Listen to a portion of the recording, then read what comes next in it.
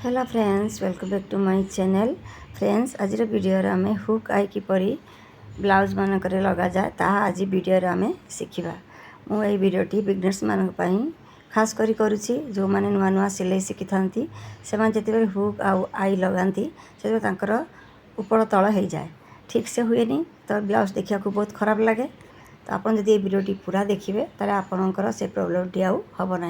आपन पूरा गोटे थरक हुक आई किपर लगा जाए पूरा शिखिजे। तो भिडियोटी को शेष जाए देखो। भिडियोटी भल लगे लाइक शेयर और चैनल को सब्सक्राइब करदेवे। प्रथम मु हुक घर पर दाग देदेवी। आप जिते दूर में हुक घर बनवा चाहूँगे से दूर में दाग देवे। तो मुझे 1.5 इंच दूरतार दाग दूसरी 1.5 इंच मुझे दाग देदेवी। देखो मोर 6टा है 1 2 3 4 5 6। एवं मु हुक पाई भी दाग देदेवी। एवं हुक पट्टी को एपरी भाव में रखी टिके मोड़देवी स्लाइट मोड़देवी। मोड़ी दे सारापर से दाग सीधारे मु मार्क करदेवी। देखो जमी दाग दे हुक घर पर से दाग सीधारे मु हुक पाई भी दाग देदेवी। देखो एमती कले आपणकर हुक आउ आई केबे भी ऊपर तल हेब ना। एमती प्रथमे दाग देदेवे।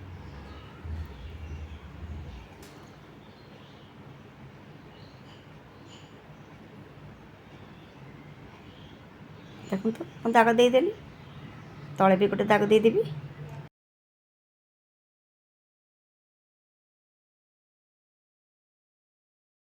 दाग दे सारापर एवं मु छुंची रे सूताटी को चारि परस्त कर पसैची। एवं मु छुंचीटी को तल पटू एपरी भाव में पसैबी एवं ऊपर पटे टाणीदेवी। एवं मु जेते बड़ हुक घर करने चाहूँगी सेतिकी दूरतार पुणी छुंचीटी को पसैबी एवं जोटी प्रथमे मु छुंचीटी बाहर करी सूताटी को सेठी पुणी पसैदेवी। एपरी भाव पसैदेवी।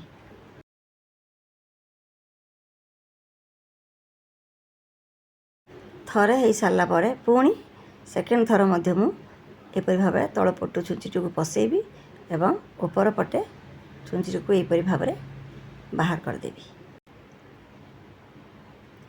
मो 2 परस्त होगला हो सारापर एवं मु सूताटी को एवं मु एपरी भाव में राउंड रे रखी। देखो यहपरी भाव में राउंड रे रखी एवं छुंचीटी को एपरी भाव पसई ऊपर पटे टाणी फासटे पकईदेवी। पुणी आउे सेमती राउंड करी सूता को एवं नहीं फास पकईदेवी। तल सूताटी कभर है पर्यंत मुझे यहपरी भाव में करी।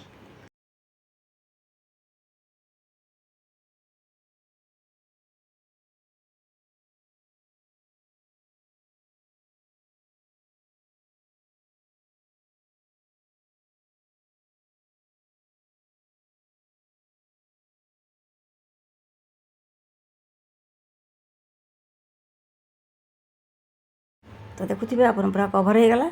एवं मु सीधा पटे छुंचीटी को पसैबी एवं उल्टा पटे ताको लॉक करदेवी।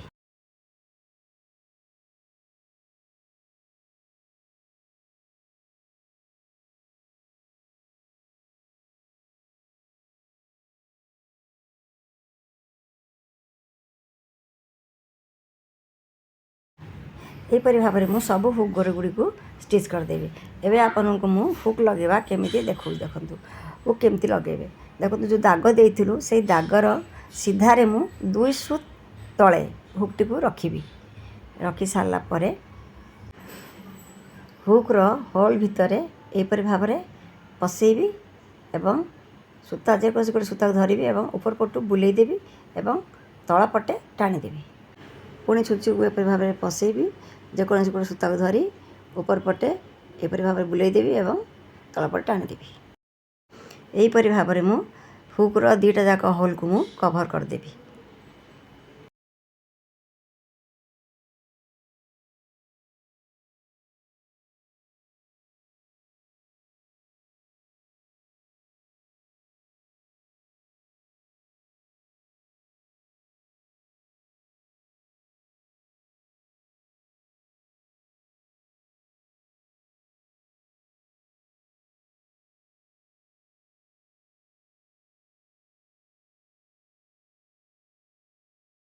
तो देखो 2टा जाक होल आमर कभर हो गला। एवं मु हुक्र ऊपर पटे स्टिच करी। देखो छुंचीटी को ଏହିପରି ଭାବରେ ଦେଖନ୍ତୁ କିପରି ଭାବରେ ପଶୁଛି, ଏହିପରି ଭାବରେ ପଶେଇବି ଆଉ ଏହିପରି ଭାବରେ ବାହାର କରିଦେବି।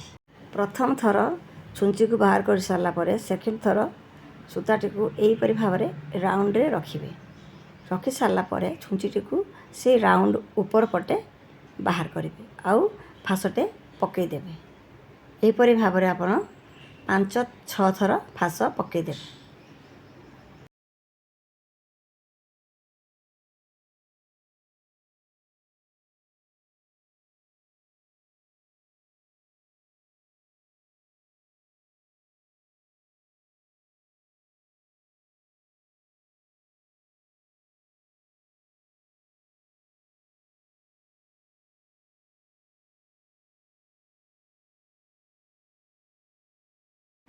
ପାଞ୍ଚ ଛଅ ଥର ଏହିପରି ଭାବରେ ଫାଶ ଦେଲା ପରେ ଏବେ ମୁଁ ସୂତାଟିକୁ ଲକ୍ କରିଦେବି।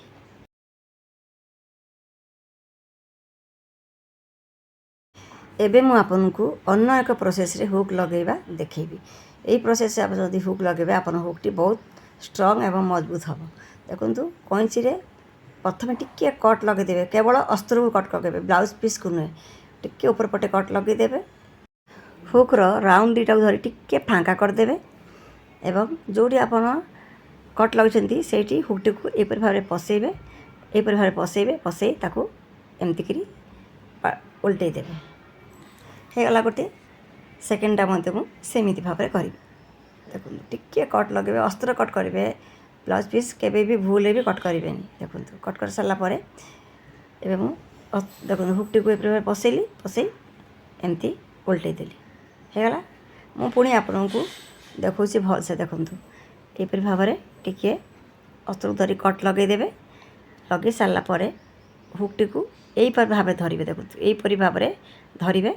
ଧରିକିରି ଏହିପରି ଭାବରେ ପଶେଇବେ। ଏହିପରି ଭାବରେ ପଶେଇବେ ନାହିଁ, ଏଇଟା ତାହେଲେ ରଙ୍ଗ ହେଇଯିବ।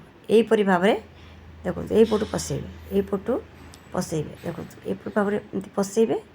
ପଶେଇ ସାରିଲା ପରେ ତାକୁ ଏହିପରି ଭାବରେ ପଶେଇ ସାରିଲା ପରେ ତାକୁ ଓଲଟେଇ ଦେବେ। ଦେଖନ୍ତୁ ଓଲଟେଇ ଦେଲି। ଏପରି ଭାବରେ ମୁଁ ସବୁ ହୁକ୍ ଗୁଡ଼ିକୁ ଲଗାଇଦେବି। ଏଇଟା ବହୁତ ଷ୍ଟ୍ରଙ୍ଗ ହୁଏ।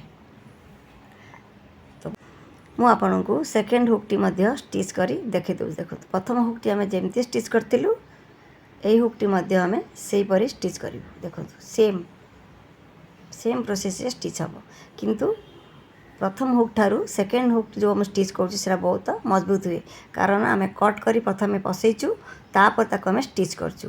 ଆପଣଙ୍କ ବ୍ଲାଉଜ୍ ଛିଣ୍ଡିଯିବ କିନ୍ତୁ ହୁକ୍ ଆପଣଙ୍କ କେବେ ବି ଛିଣ୍ଡିବ ନାହିଁ।